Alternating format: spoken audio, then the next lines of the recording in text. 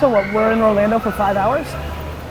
Cause we're gonna be legends, gonna get their attention.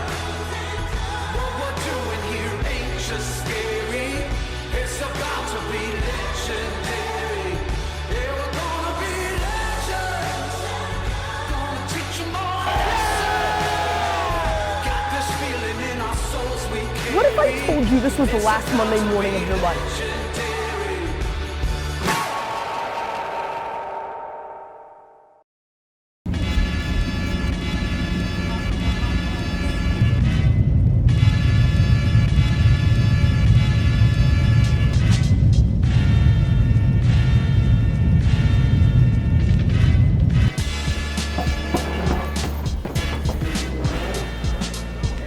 How are you?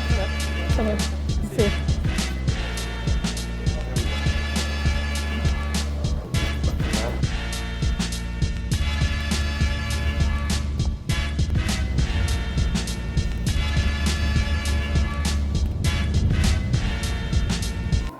Morning. How are you? Good, how are you? Good. Checking in. I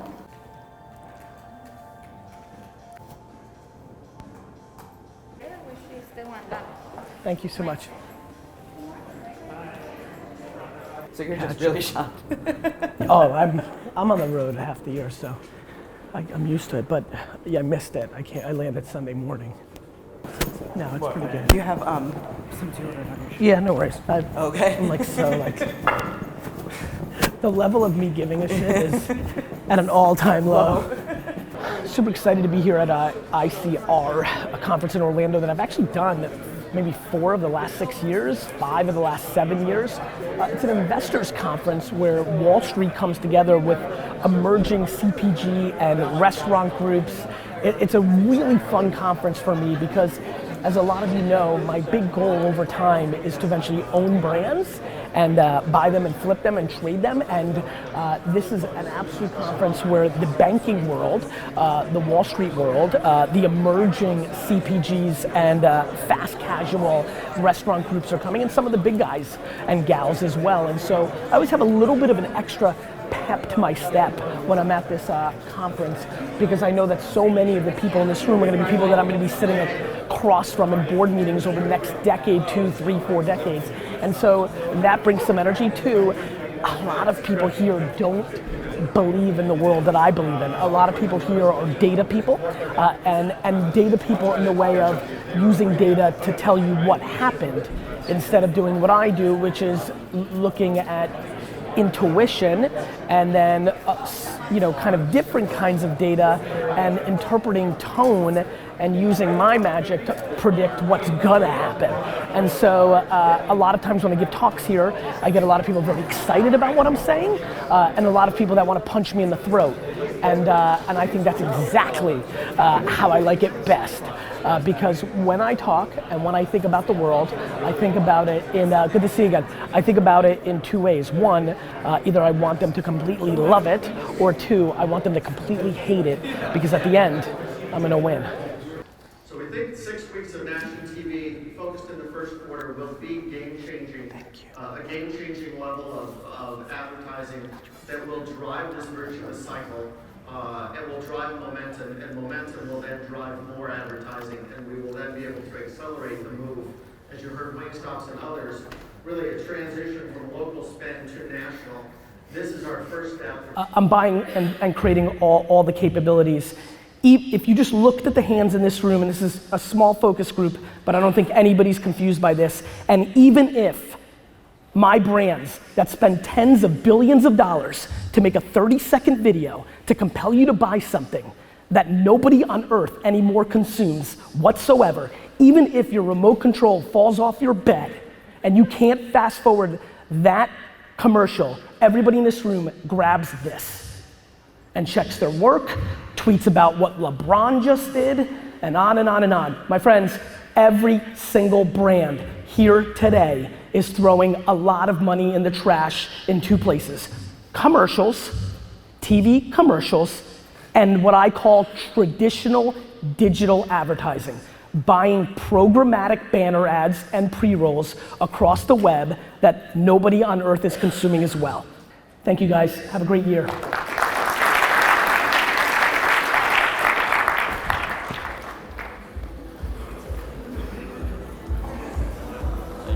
Peers and other platforms. You know, when you're ABC, NBC, and CBS, and it's 1982, you have 25% market share for your TV show. When cable comes along, there's fragmentation. Twitter was Twitter and Facebook, and they had a lot of attention. But then as Instagram and Snapchat came, and they didn't innovate. Listen, I always, they did an interesting OTT play of buying all these rights. If we're talking stock market, and I had $40 million to put to work against the 7 social networks, I'd put all 40, and I mean all of it, on Facebook.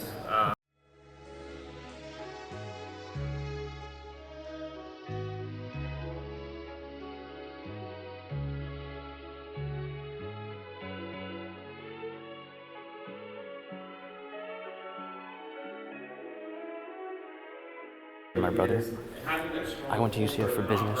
They didn't. My dad's old school, right? Wants to stick with his ways. And every time I push something different, it's kind of a thing of he wants to go a different way. There's only one way this ends up, you know Exactly. that, right? I know, so... Either you leave or you stay. Exactly, so I'm wondering, like, I'm 25. So You've got time. You know, one thing I'll tell you is the years I spent with my dad were things that I can never get back. Yeah. So you've got to think about that. And you've got time. But that being said, you know, if you want, do I take the leap and try to start my own company? probably. Yeah. You just have to think about that. The answer is yes. Yeah. You need to have the conversation, but you need to have the We're timing. trying to have the conversation. No. You walking in and saying, "Dad, I'm leaving," Okay. will then make him have a counter move, which will either be, "Okay, tough shot, go fucking show me," Yeah. and or, "Oh, okay, wait, why don't you stay? Let's do some of that stuff." Okay. But you need to be. But when you go and say I'm out, you need to be ready. What we've done for 4 years is built an algorithm internally to like really understand who's overpriced and who's underpriced. Really appreciate it. Bye, Don. Nicole Miller-Regan, someone had recommended. Take care of yourself. Thank you, You brother. did. Oh. Very much. Such a pleasure. Thanks. Thanks for having Appreciate me. it. Take care.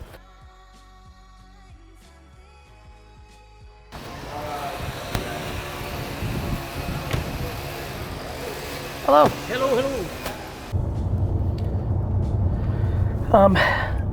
One of the things that I need to expand on in a 2017 marketing conversation is the variable of Facebook creative in its ROI.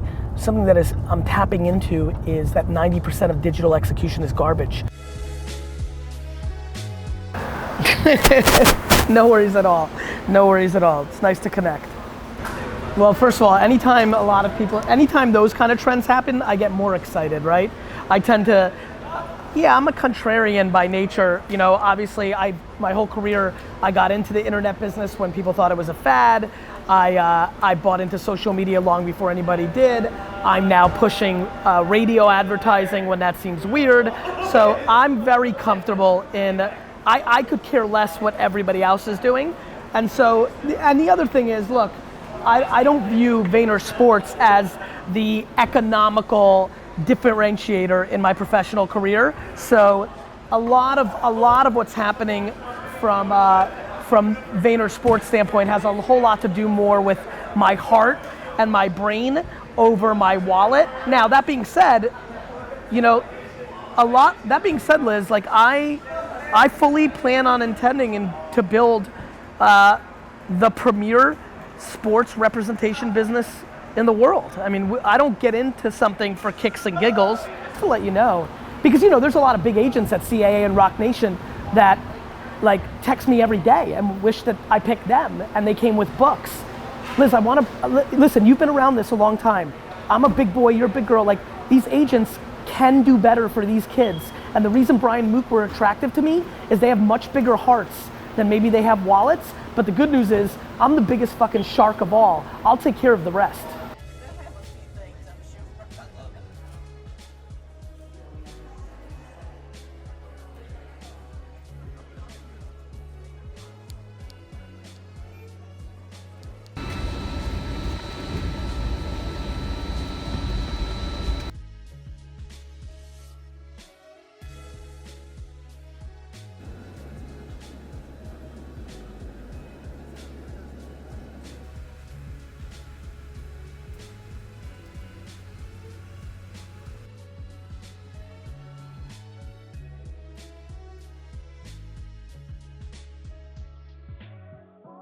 That's insane. And I'm like, so I just talked to my wife. I'm like, how do I get this card back to her? Let her know that it's safe. She's on a plane in Fort Lauderdale. Go to her Instagram, go to the top right corner, Okay. and the 3 little dots, hit send message, Okay. take a picture of it, send her a message. That's what you do. I will do that, dude. Take care, man. Pleasure meeting you. Real nice meeting you. Stay well. We're changing lives, man. Keep it up. I'm trying. Stay well, man.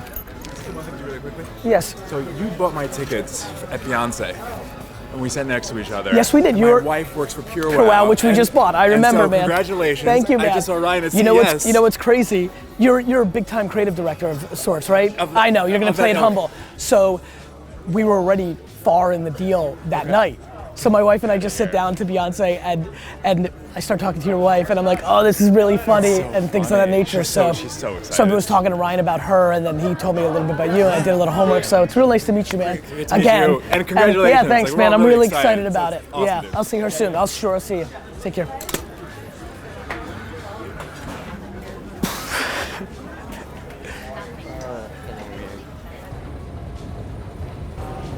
Yeah.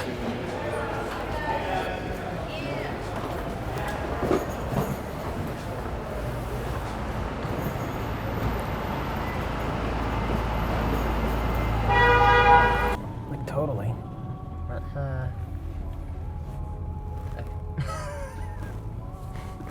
You feel like it's time.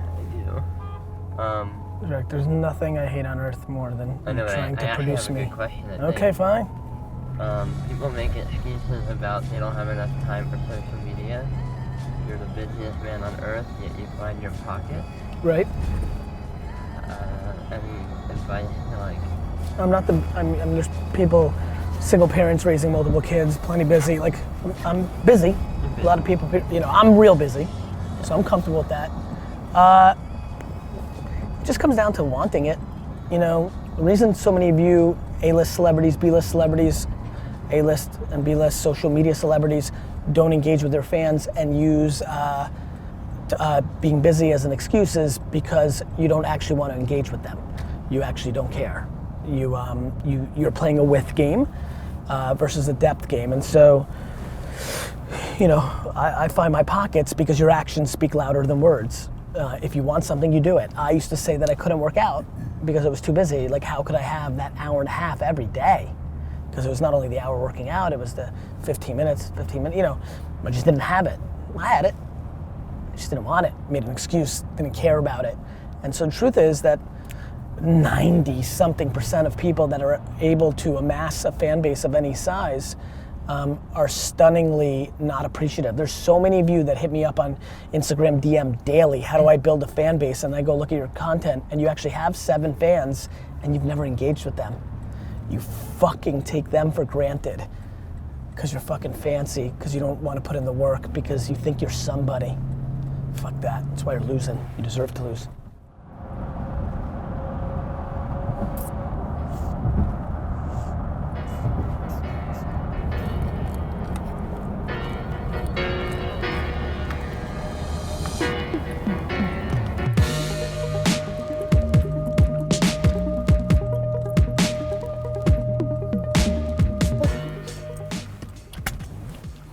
That's how we do it, I guess, huh?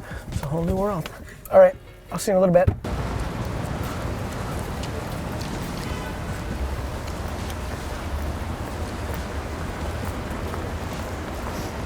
Let's go to Foot Locker. Barney, it's Gary Vee, how are you? This is super ironic. I'm a little bit early for a meeting and I'm actually walking into a Foot Locker right now.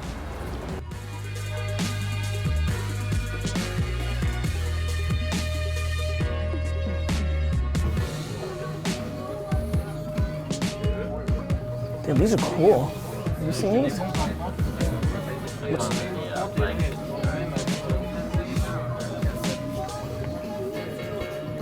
You see these? What?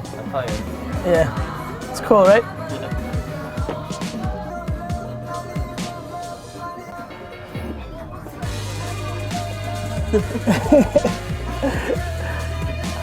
The amount of pleasure I get from the competitive nature of business is so insane. Like, love this whole game. just so fucking focused. Like, I'm antsy to get the fuck out of the store. Like, let's get these 2 pairs and get the fuck out of here.